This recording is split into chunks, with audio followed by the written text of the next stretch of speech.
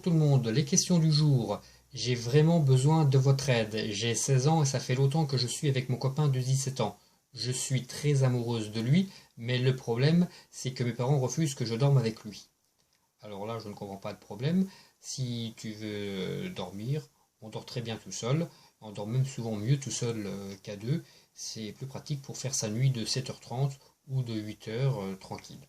Mais j'ai ouï dire que des jeunes de 16 et 17 ans ne font pas que dormir lorsqu'ils sont dans le même lit.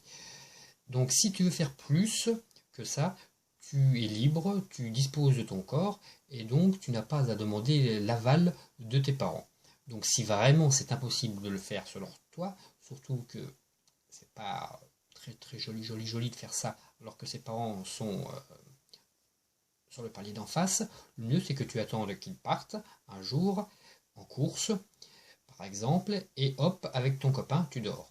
En revanche, je te conseille fortement de mettre un préservatif, car là, si j'ai bien compris, pour l'instant, tu ne dors pas avec lui. Donc lui dort peut-être avec d'autres personnes. Donc pendant ce temps-là, il y a potentiellement un risque. Je suis marié depuis 5 ans et mon mari a toujours eu des désirs sexuels excessifs, plusieurs fois par jour. Quand je suis tombée enceinte, je n'avais plus d'envie pour mon mari et lui était frustré. On a donc décidé ensemble de le laisser avoir une relation extra-conjugale le temps que je redevienne comme avant. Sainte femme. Il a rencontré une femme sur un site de rencontre et ils ont eu une liaison pendant 1 an. Cela peut sembler bizarre, mais j'étais soulagé de ne plus avoir à subir ses exigences. Le problème, c'est qu'elle s'accroche à lui et aujourd'hui, ils sont toujours ensemble et je me sens coincé. Voilà. Vous l'avez voulu faire un geste de partage et ça se retourne contre vous. Donc la solution, c'est le plan à 3. Voilà. Donc si vous n'êtes pas bisexuel et que ça vous rebute, vous pouvez tout à fait regarder votre mari. Et puis voilà. Sinon, si les femmes ne vous déplaisent pas, eh bien participez.